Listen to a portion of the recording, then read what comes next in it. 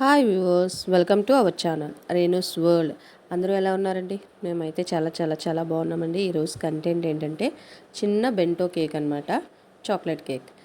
దానికి కావాల్సింది మెజర్మెంట్తో సహా నేను చెప్తాను, మీరు నోట్ చేసుకోండి. చాలా ఈజీగా అవుతుంది. మనం ఇంట్లో టిఫిన్ బాక్సెస్ ఉంటాయి కదండి, ఒక 3 ఇంచ్ 4 ఇంచ్ బాక్సెస్ అండి. అది బాక్స్ దాన్ని తీసుకొని ఫస్ట్ అయితే ఆయిల్ అప్లై చేసి బటర్ పేపర్ పెట్టేసి పక్కన పెట్టేశానండి. ఇప్పుడు 1/4 కప్పు 1/4 కప్పు 1/4 కప్తో ఒక కప్పు మైదా పిండి తీసుకోవాలండి. తర్వాత 1/4 కప్ 4 దాంతోనే టీ స్పూన్తో బేకింగ్ పౌడర్ ఒకటి, దానిలో హాఫ్ బేకింగ్ సోడా తీసుకోండి.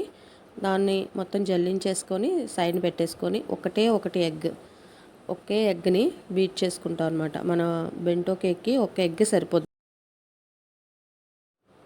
అది బాగా ఫ్లఫీగా వచ్చేంత వరకు బీట్ చేసుకోవాలండి. అది ఎప్పటివరకు అయితే ఫ్లఫీగా మనకి తెలుస్తుంది, బీట్ చేస్తుంటుంటే ఒక 2 మినిట్స్ బీట్ చేస్తే మనకి ఫ్లఫీగా వస్తుంది అనమాట. అంతవరకు బీట్ చేసుకున్న తర్వాత అందులో మనం 1/4 కప్తోనే మైదా తీసుకున్నాం కదా, అదే కప్పుతోని షుగర్ పౌడర్ తీసుకోవాలండి. మనం ఎప్పుడైనా మైదా పిండి ఎంతైతే తీస్తామో అంతే షుగర్ పౌడర్ యూస్ చేస్తే మనకి ఆ షుగర్ కరెక్ట్గా ఎగ్జాక్ట్గా సరిపోద్ది అనమాట. ఇప్పుడు ఒక table spoon oil, table spoon oil అండి, టీ స్పూన్ కాదు. టీ స్పూన్ కన్నా పెద్దది ఒక టేబుల్ స్పూన్ ఆయిల్ తీసేసుకొని అందులో వేసి బాగా బీట్ చేసుకోవాలండి. ఇంకా బీటర్తో పని అయిపోద్ది. ఇందాక డ్రై ఇంగ్రీడియంట్స్ జల్లించుకున్నాం కదా, అది అందులో నేను కోకో పౌడర్ వేయటం మర్చిపోయాను. ఇప్పుడు ఒక టీ స్పూన్ కోకో పౌడర్ వేసుకొని బాగా కలుపుకొని అది పెట్టుకొని అందులోని కలుపుకోవాలన్నమాట. ఇప్పుడు ఫస్ట్ ఇందాక ఎగ్ బీట్ చేసుకున్నాం కదా, అందులో చాక్లెట్ ఎసెన్స్ హాఫ్ అంటే 1/8 టీ స్పూన్ వేయండి. తర్వాత 1/8 టీ స్పూను వెనీలా ఎసెన్స్ వేసుకోండి, బాగుంటుంది. ఆ రెండు మిక్స్ చేసుకున్న తర్వాత ఇప్పుడు ఇందాక నేను జల్లించి పెట్టుకున్నాను కదా పిండి మొత్తం, అది కొంచెం కొంచెంగా బ్యాటర్ మొత్తం బాగా మిక్స్ అయినంత వరకు మిక్స్ చేసుకోవాలండి. ఒకేసారి పిండి ఎప్పుడు వేయకూడదు. వేస్తే అది ముద్దలు ఉండిపోతే బేక్ అయిన తర్వాత కూడా పిండిలా ఉండిపోద్ది అనమాట. సో కొంచెం కొంచెం వేసుకొనే ఎప్పుడు చేసుకోవాలి. తర్వాత ఏంటంటే లాస్ట్లో ఒక టేబుల్ స్పూన్ మిల్క్ వేసుకుంటే కనుక మనకి టేస్ట్ బాగుంటుంది, స్ట్రెచర్ కూడా బాగుంటుంది. ఇందాక కొంచెం థిక్గా ఉంది కదా, అందులోని ఒక టేబుల్ స్పూన్ మిల్క్ వేసుకున్న తర్వాత మనకు కావాల్సిన బ్యాటర్ అయితే రెడీ అయిపోయిందండి. ఫస్ట్ మనం కంటైనర్ రెడీ చేసుకున్నాం కదా, అందులో ఇదంతా బ్యాటర్ అంతా షిఫ్ట్ చేసేసుకొని ఒక 2-3 టైమ్స్ ట్యాప్ చేసుకోవాలి. ట్యాప్ చేసుకోవడం మాత్రం మర్చిపోకండి. మధ్యలో మనం ఇప్పుడు దాకా కలిపాం కదా, ఎయిర్ బబుల్స్ ఏమైనా ఉంటే కనుక అయిపోతాయి. మనం ఎప్పుడైనా బ్యాటర్ రెడీ చేసుకునేటప్పుడు ముందే ఫ్రీ హీట్ కోసం మనం ప్యాన్ పెట్టేసుకోవాలండి. నేనంటే కుక్కర్ పెట్టుకున్నాను. చిన్న కుక్కర్లో నాకు 20 మినిట్స్కి ఇది బేక్ అయిపోయిందండి. కరెక్ట్గా 20 మినిట్స్ బెంటో కేక్ రెడీ. ఇదైతే ఇప్పుడు వీటికి విప్పింగ్ క్రీము ప్యాక్ అయితే ఇలా ఓపెన్ చేయాలండి. ఓపెన్ చేశాక నేను ఒక కప్పు విప్పింగ్ క్రీమ్ తీసుకున్నాను. నాకు 2 బెంటో కేక్స్కి వస్తుందండి. సో నేను ఒకసారి బీట్ చేసుకొని ఫ్రిడ్జ్లో పెట్టేసుకుంటాను అనమాట. అందుకోసం చూడండి, విప్పింగ్ క్రీమ్ ఫస్ట్ స్టేజ్లో పెట్టుకొని ఒక 1 మినిట్ అలా ఉంచుకొని తర్వాత స్పీడ్ పెంచుకుంటే అది థిక్ అవుతుంది. 3.5 మినిట్కి విప్పింగ్ క్రీమ్ అయితే రెడీ అయిపోద్ది అనమాట. చూడండి, రెడీ అయింది కదా. ఇందులో ఇది రెడీ అయిన వెంటనే ఒకసారి మొత్తం చుట్టూ ఉన్నది అంతా తీసేసుకొని మళ్ళీ ఇంకోసారి విప్ చేసేసుకొని ఇది రెడీ అయిన వెంటనే దీన్ని ఫ్రిడ్జ్లో పెట్టేసుకోవాలండి. బయట ఉంటే మళ్ళీ మెల్ట్ అయిపోద్ది. సో మనకు కావాల్సినంత వేరే బౌల్లోకి తీసేసుకొని మిగిలిందంతా నేను ఫ్రిడ్జ్లో పెట్టేసుకున్నాను. చూసారా ఎంత స్టిఫ్గా వచ్చిందో.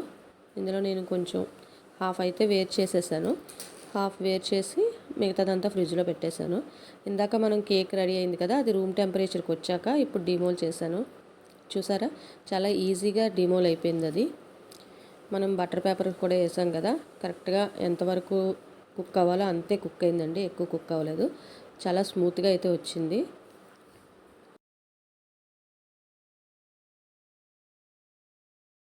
ఇప్పుడు వీటిని కేక్ని లేయర్స్గా కట్ చేసుకోవాలి. ఫస్ట్ టర్న్ టేబుల్కి అలాంటి షీట్ ఒకటి వేసుకోండి, ఎందుకంటే పైన కేక్ మనం తిప్పేటప్పుడు కేక్ పడిపోకుండా ఉంటుంది. షీట్ వేస్తే అది మనం స్టవ్ అది క్లీన్ చేసుకుంటాం కదండి, అదే షీట్ అనమాట.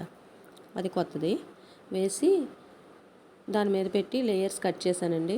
చూసారు కదా ఎంత నీట్గా వచ్చిందో. ఇప్పుడు అలా కనిపిస్తే బాగాలేదు కదా అనేసి దాన్ని ఫోల్డ్ చేసి పెట్టాను. కింద షీట్ అయితే కింద ఉందండి. కింద ఉంటేనే మనం టర్న్ టేబుల్ తిప్పేటప్పుడు కింద పడకుండా ఉంటుంది. ఫస్ట్ అయితే కొంచెం క్రీమ్ అప్లై చేసి ఒక లేయర్ పెట్టి దానిలో షుగర్ సిరప్ అయితే యాడ్ చేశాను. షుగర్ సిరప్ యాడ్ చేసిన తర్వాత క్రీమ్ వేసుకొని లేయర్స్కి మధ్యలో ఫిల్ చేసుకున్నాను అనమాట. ఫస్ట్ క్రీమ్ వేసి తర్వాత నేను ముందు వీడియోలో రెడీ చేసి పెట్టుకున్నానండి. మీకు ఎవరికైనా కావాలంటే అది వీడియో చూడండి. చాకో చిప్స్ ఇంట్లోనే రెడీ చేసి పెట్టుకున్నాను. ఇప్పుడు అవే యూస్ చేశాను, నేను కొన్నివి యూస్ చేయలేదు. ఆ చాకో చిప్స్నే యూస్ చేశాను. చూసారు కదా, వాటిని వేసుకొని మళ్ళీ ఇంకొక లేయర్ పెట్టుకొని సేమ్ షుగర్ సిరప్తో బాగా సోక్ చేసుకొని మనకి స్పాంజ్ ఎంత బాగా స్పాంజీగా వస్తుందో దాన్ని బట్టి షుగర్ సిరప్ పడుతుంది అనమాట. దానికి ఏం క్వాంటిటీ ఏమి ఉండదండి, చూసుకొని వేసుకోవడమే. తర్వాత క్రీమ్ అప్లై చేసేసుకొని ఇప్పుడు కూడా కొన్ని చాకో చిప్స్ వేసేసుకొని మళ్ళీ థర్డ్ లేయర్ పెట్టేసుకున్నానండి.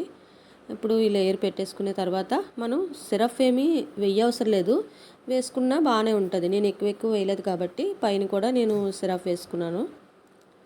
వేసుకొని వైట్ క్రీము కోట్ చేశాను అనమాట.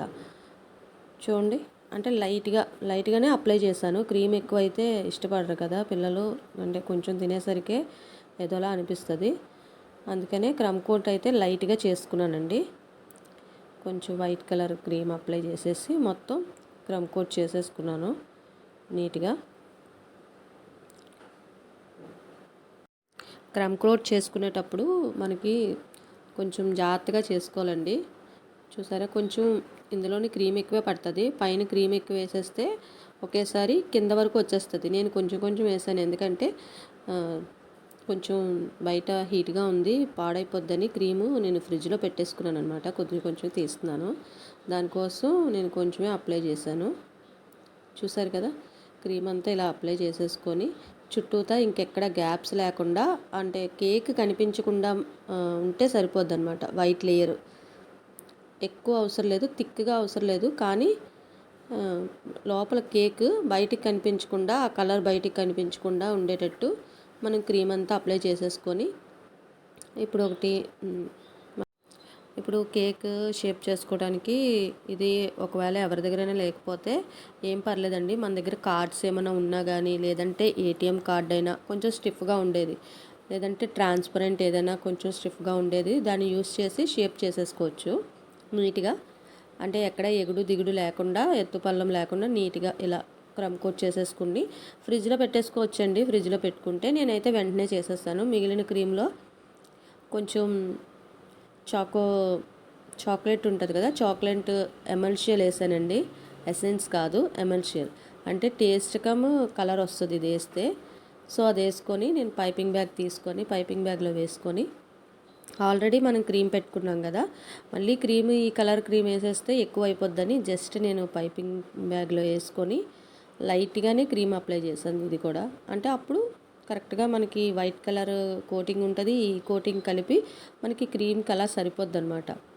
ఫస్టే ఎక్కువ వేసేసి మళ్ళీ ఈ కలర్ ఎక్కువ వేసేస్తే తినడానికి ఏం బాగోదండి క్రీమ్ ఎక్కువైతే.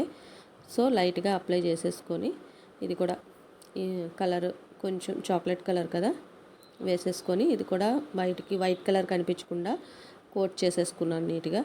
కోట్ చేసుకొని మళ్ళీ కార్డ్ తీసుకొని దీనికి షేప్ నీట్గా కనిపించేలాగా కింద బోర్డు కూడా ఎప్పటికప్పుడు క్లీన్ చేసుకోవాలండి. లేదంటే ఫ్రిడ్జ్లో పెట్టకముందు క్లాత్తో క్లీన్ చేసేసుకోండి.